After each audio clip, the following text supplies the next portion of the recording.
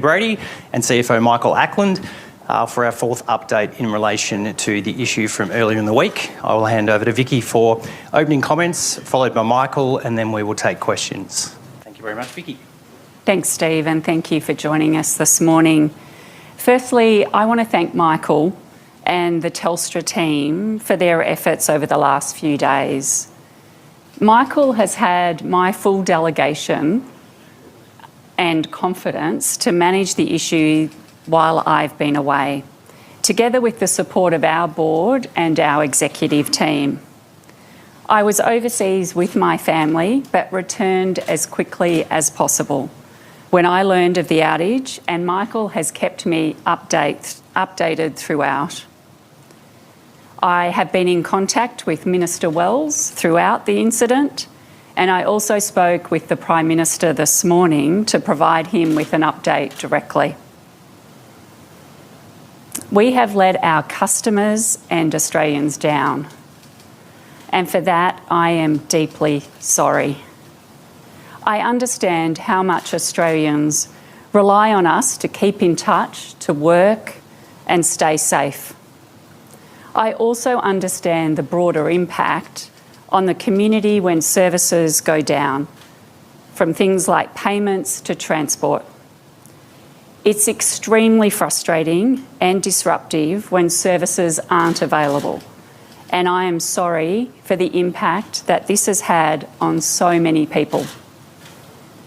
We take trust in 000 extremely seriously, and it's our responsibility to do everything in our power to make sure calls are answered and transferred immediately. We understand what caused the issue, and we will complete our investigation into the actions needed to prevent it from happening again. You have my commitment on that. Networks are large and complex, and we invest significantly in the resilience of our network. When something goes wrong, we're committed to taking accountability, giving people clear information and fixing issues as quickly as possible. I want to thank our customers and Australians for their patience as we have worked through this. I also want to thank everyone across Telstra who has worked around the clock to get to the bottom of the issue and address it and support our customers. I'll now hand over to Michael to update on the current situation. As I shared yesterday, we implemented a solution that has addressed the impact affecting some calls to 000. Our backup systems and welfare checks remain in place. However, we've not needed to complete welfare checks since that solution was implemented. Australians can feel confident in calling 000. While the broader outage was resolved yesterday, we've continued to work closely with a small number of our enterprise customers on flow-on impacts to their services, including the Australian Rail Track Corporation. There is a report of a death of a person in South Australia on Wednesday, and our thoughts are with the person's family and loved ones at this incredibly difficult time. We've been assisting South Australian authorities in their investigations, including whether there is any connection to Wednesday's outage. We've conducted a detailed review of our network records using the information provided to us, as well as a number of services associated with the same address. To date, we can see no record of calls from those numbers accessing Telstra's mobile network to call 000, and more broadly, no record of any calls from those numbers to the 000 platform. We've also confirmed there were no active outages affecting the local area at the time, and our records show good mobile signal strength at that location.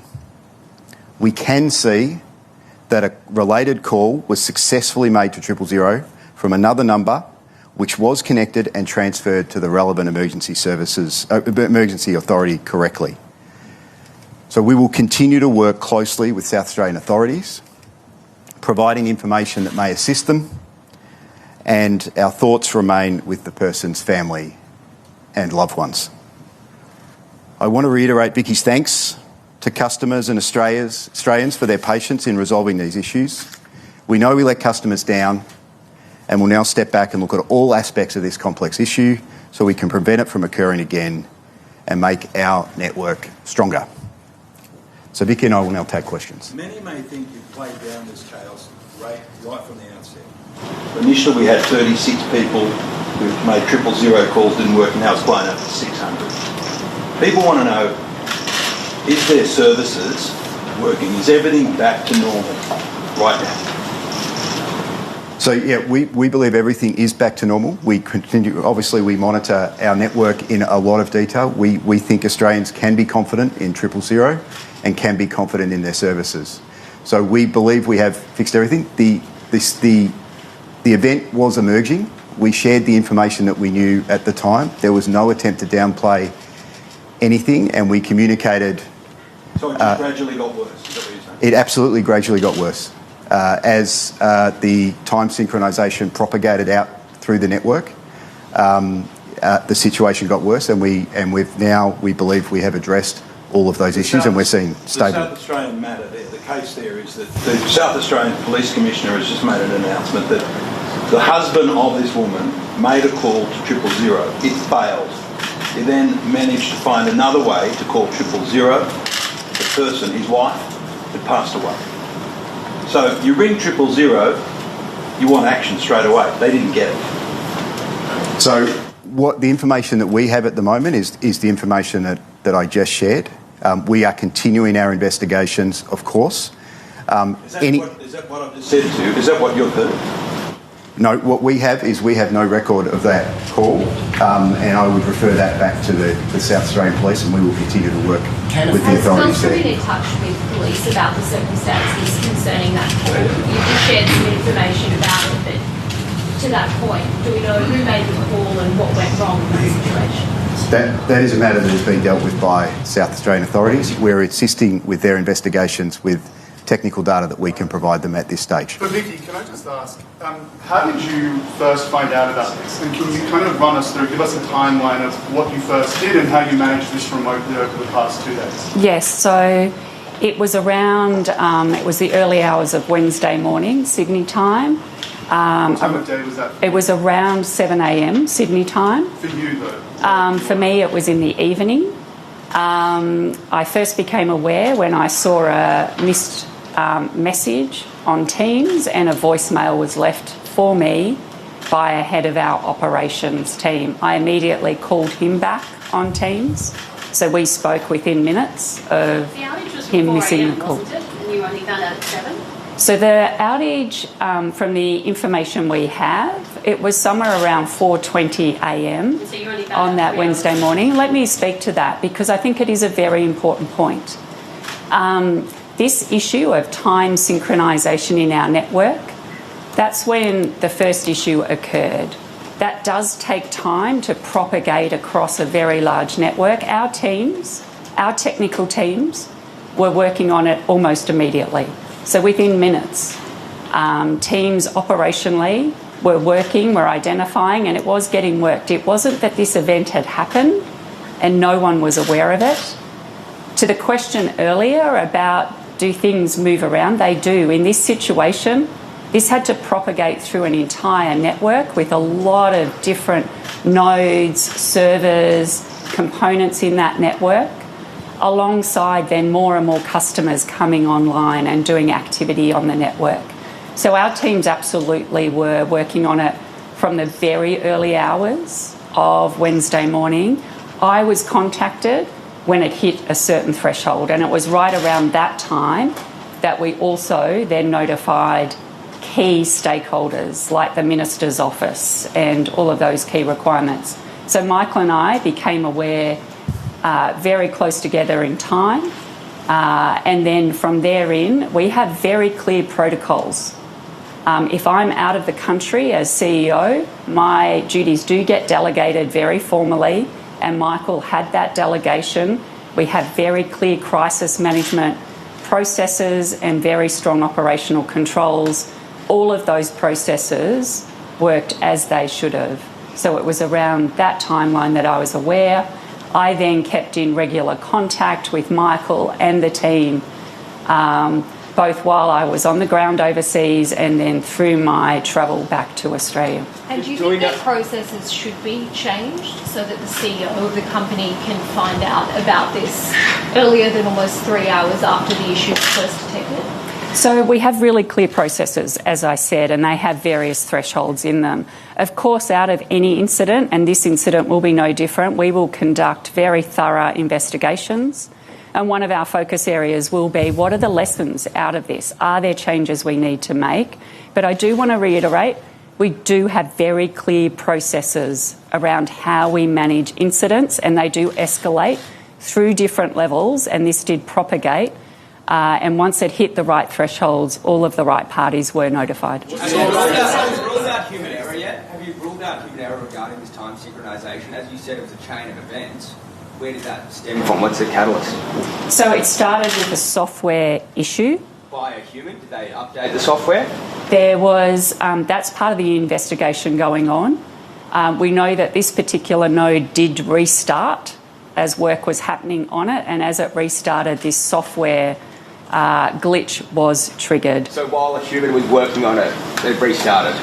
Yes, which is not unusual in a network of our size. As you're doing work on various components of it, you will have equipment restart. It should be able to restart and go back to the correct time. In this case, it triggered this software issue which set the clocks back to the incorrect time. As CEO, what specific immediate measures are you implementing to guarantee that this time synchronisation software defect can never decouple an Australian from contacting emergency services again? So our immediate focus out of this has been to rectify the immediate issue. We are in a position where we are monitoring even more closely all of the components of the network where this issue did occur. We are confident right now the issue has been resolved. We are continuing to work with, as Michael referred to, there are a small number of our enterprise customers that have more sophisticated solutions, things like Internet of Things devices, where there will need to be field visit to reset devices. That's the focus.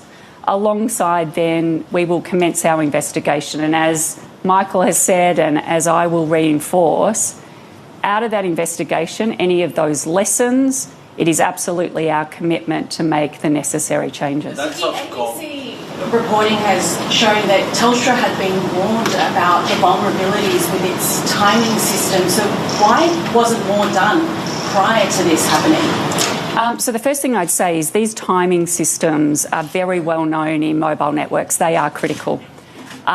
We work with a lot of different universities and professors. We welcome that engagement as part of us making sure we're using best practice. We also work with our peers around the world and with various vendors to make sure we are applying best practice. I have seen some reports this morning.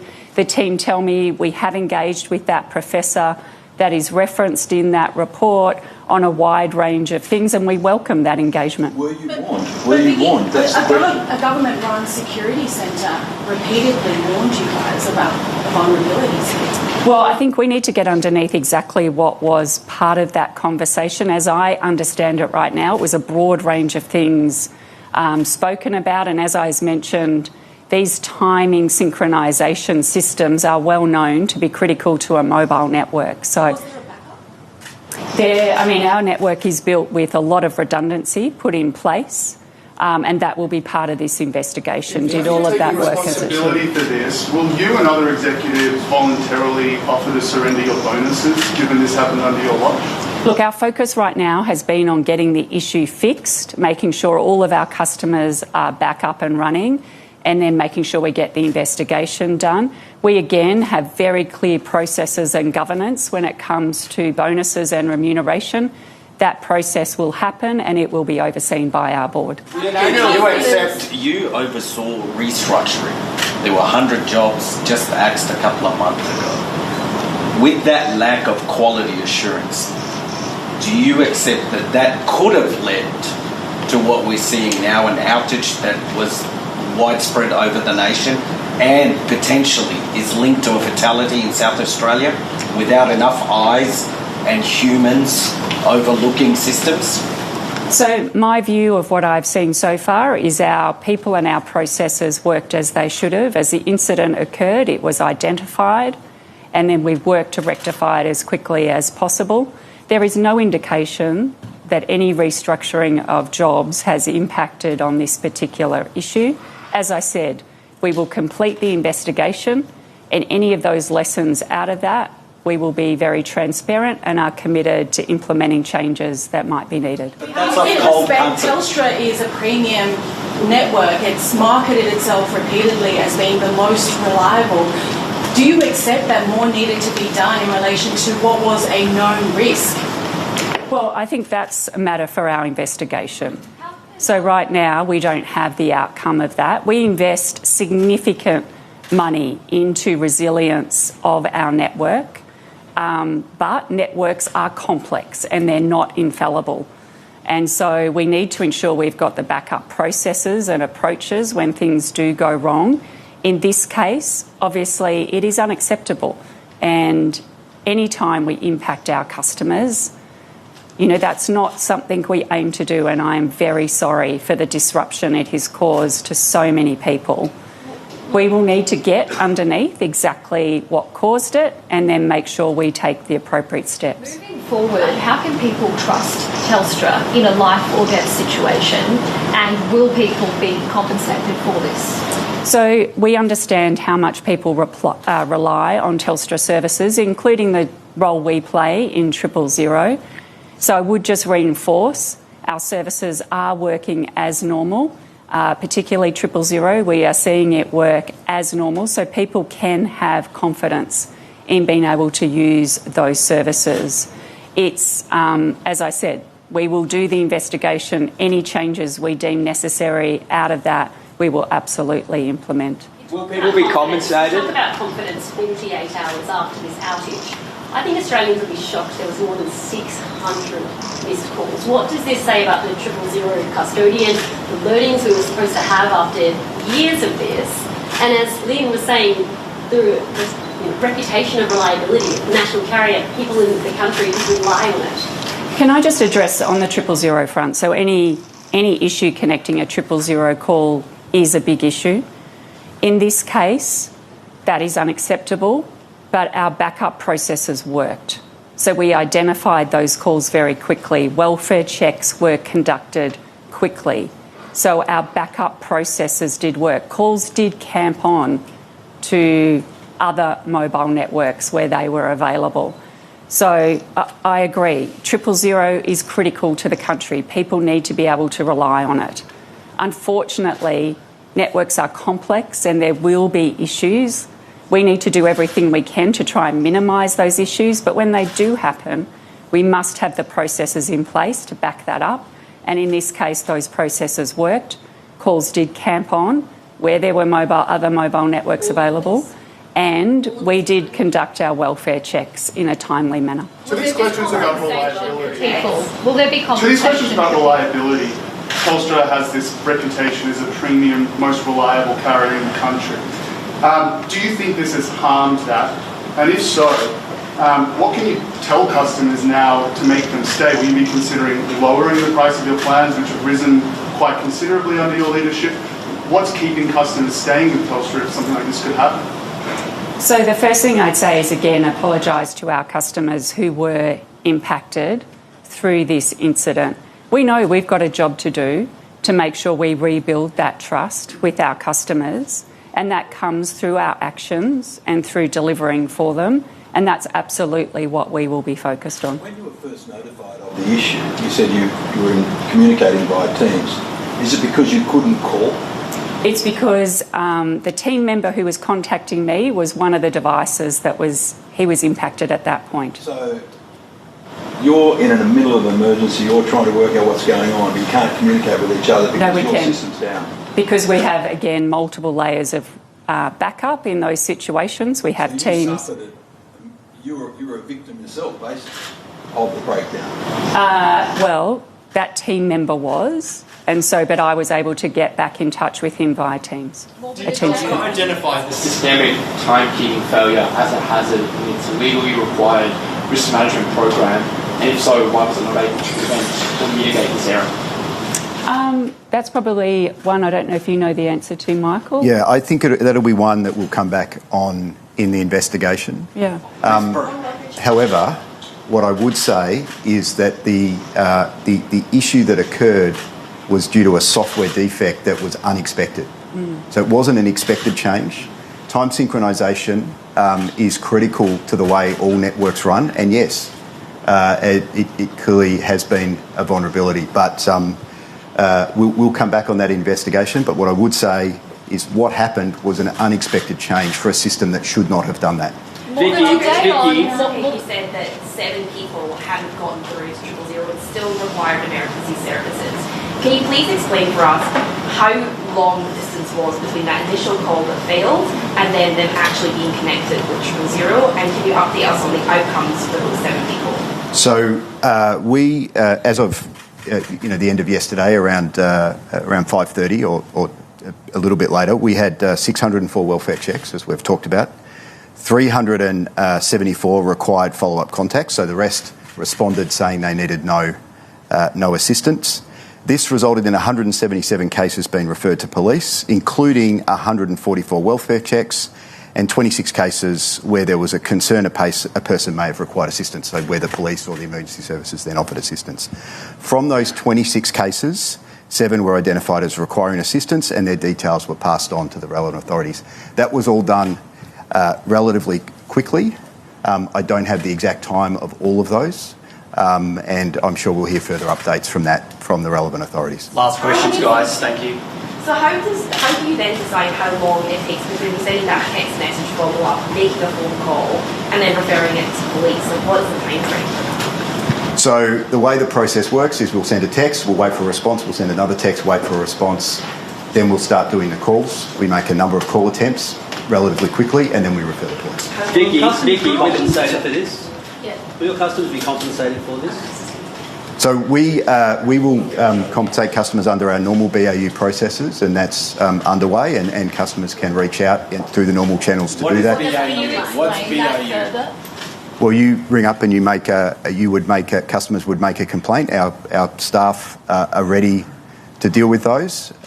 They would talk about the impact that it had on them, and then there would be our normal BAU process for compensation. I've spoken with small businesses that couldn't do FPOS charges. Yes. I've spoken to taxi drivers who couldn't make any money. What would that compensation look like? So as part of our BAU process, we would deal with that. We would deal with that on a case-by-case basis with those customers. We will make an effort to make it as simple as possible, and yes, those small businesses can call us. Actually, you can see the irony here. You're going to get your bonuses, you and Ms. Brady. Yeah, a small business owner has to go through a BAU complaint, which you haven't explained what BAU stands for, let alone the process of being on the phone for an hour to get some monetary form of compensation. So can you see the jarring gap between how you're talking and how Telstra customers on the ground can't even get their transactions completed? So, as I said, anytime we know customers rely on our services, we treat all of our relationships with our customers incredibly seriously. We make every effort to make that as simple as possible. And I would encourage customers to reach out and contact their account managers, the people that they work with in Telstra, and call directly. We will be doing everything we can to resolve those issues. Final question, thank you. Final question. Salary of more than $6 million. Do you think the customers are getting value for money with you as their CEO? Look, as I said, the focus right now is absolutely making sure we have all customers back up and running. We have our network stable. And as I spoke about, we have very clear processes from here. When it comes to accountability, I'm the CEO, and so it absolutely starts with me, and that will be part of what will be considered once we get through and make sure we understand exactly what happened here and what changes might need to be made, and our board will oversee that process. But in terms of value for customers, what can you tell them now if they're considering leaving Telstra? Because you haven't said that plans will get cheaper. There's 2 outages happened in 2 days. What's your pitch to stop customers from changing right now? So Telstra has a very long history of investing big amounts of capital and operating costs into delivering a very high-performing network and the largest mobile network in the country.